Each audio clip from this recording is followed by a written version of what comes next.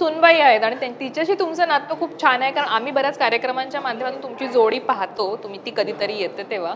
पण तुम्ही स्वतःही बऱ्याचदा म्हणता, कारण बऱ्याचदा असं असतं ना, सासू सुना असं म्हटलं जातं साधारण, की सासूलाही आई मानायचं असतं, पण बऱ्याचदा असं म्हणतात की आई आईच असते, असं खूप जण बोलतात. पण तुमचं नातं थोडंसं वेगळंच आहे, म्हणजे तुमचं सगळं सुनेची आईच म्हणते की हा तुला न मम्मानी डोक्यावर चढवून ठेवले. म्हणजे माझ्या सुनेची आई सुद्धा मला मम्माच म्हणते.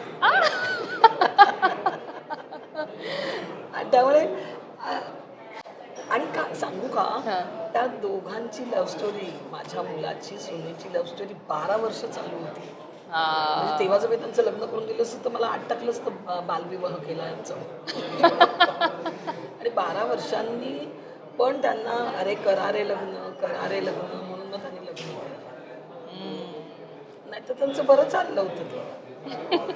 त्यामुळे ती म्हणजे अशी नवीन सून घरात आली असं मला वाटलंच नाही. ती होतीच, पूर्व आमच्याच घरात होती बरोबर. आणि ती आहेच. त्यामुळे तुमचं ते तेव्हापासूनचं ते हळूहळू घट्ट होत गेलं. ती प्रोसेस जसं तुम्ही म्हणता की तुम्ही त्याच्यावर विश्वास ठेवता की हळूहळू सगळं जुळतं. ते 12 वर्षाची प्रोसेस. बरोबर. मग ते पण एकदा तेच ते घट्ट झालं सगळं, म्हणजे सगळ्यांनाच घरी. त्यामुळे असं कधीच होत नाही की सून आली आणि आता असं कसं असतं, म्हणजे मला माहिती नाही, असं असूही शकतं. कारण जेव्हा तुम्ही अरेंज मॅरेज करता तेव्हा तुम्ही मुलगी बघून मग त्या मुलीला इकडचे रीतिरिवाज, इथली माणसं वगैरे सगळ्यांचे स्वभाव जुळवून घेऊन हे सगळं आपण म्हणतोच की नाही. मग हेच सगळं झालं होतं 12 वर्षांपूर्वी आणि ती त्यानंतर आली आणि आता त्यांच्या लग्नाला 5 वर्ष झाली. मग तर इतकी वर्ष तू एकत्र आहे आमच्या बरोबर.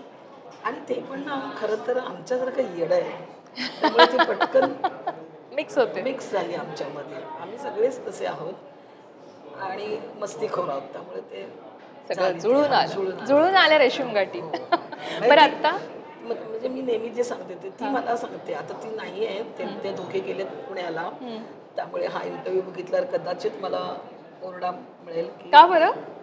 कपडे दागिने सगळं ती बघून देते ना. मम्मा हे घालून जा, मम्मा थांब हे काय घालतेस, हे नको हे घाल. कसला इंटरव्ह्यू आहे, अच्छा मुलगी घेणार आहे, अच्छा ती जेची गोल्ड मेडलिस्ट आहे. सो तिला ते कलर्स आणि अमकं तमकं ते फार सगळं असतं.